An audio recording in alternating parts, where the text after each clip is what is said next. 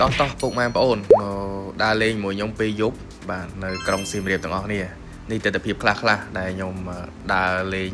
បាទនៅក្នុងក្រុងសៀមរាបហើយដោយសារផ្ទះសំណាក់យើងនៅចិត្តយើងធ្វើដំណើរទៅ Pub Street ដែលគេល្បីពេលយប់ឡើងនៃក្រុងសៀមរាបប៉ុន្តែមុននឹងទៅដល់យើងមកចូលញ៉ាំបាយបាទក៏ជួបជាមួយនឹងកូនបារាំងយ៉ាងស្រស់ស្អាត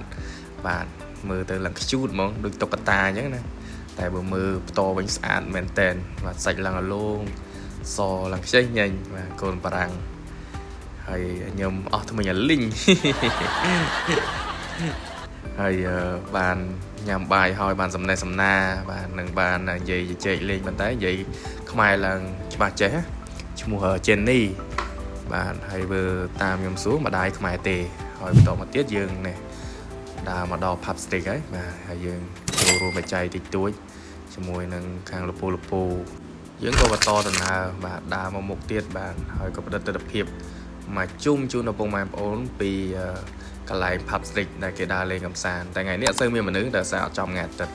តែដើរអស់កម្លាំងពេកបាទចូលកន្លែងម៉ាស្សាបន្តិចបាទភាសាឈឺខ្លួនមួយថ្ងៃហើយបើកឡានពីពេញមកដល់សៀមរាបអញ្ចឹងក៏អនុញ្ញាតឲ្យខ្លួនឯងបាទសម្រាប់ឲ្យស្រួលដើម្បីឲ្យគេម៉ាស្សាស្រួលខ្លួនបន្តិចបងប្អូនបានយើងដើរដំណើរដើរលេងទៀតហើយបន្ទាប់មកបាទក៏ចូលកន្លែងសាកកម្លាំងតិចទៅសារមិញនេះម៉ាស្សាពេញកម្លាំងហើយឥឡូវមកសាកចង់ដឹងទឹកដៃនឹងកម្លាំងខ្លួនឯងអស់ចាប៉ុណ្ណាបាទតែដាក់អាចពុកម៉ែបងប្អូនហើយរៀងគ្រាន់បើដែរតាបាទ500ជាងដែរមានអីអត់ដែរវាយទេបាទឃើញអញ្ចឹងសាកកម្លាំងខ្លួនឯងតែបើរៀងមិននិយាយទេពុកម៉ែបងប្អូនអញ្ចឹងសូមផ្ញើទស្សនវិជ្ជាទាំងអស់នេះជូនដល់ពុកម៉ែបងប្អូនទាំងអស់គ្នាផងបាទពីទឹកដីសៀមរាបក្រុងសៀមរាបរបស់យើងទាំងអស់គ្នា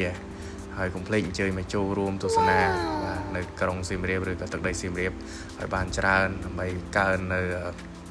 ទេសចរហើយក៏ជួយផ្សព្វផ្សាយទាំងអស់គ្នាបាទទឹកដីខ្មែរយើងសម្បូរកន្លែងដើរលេងអរគុណច្រើន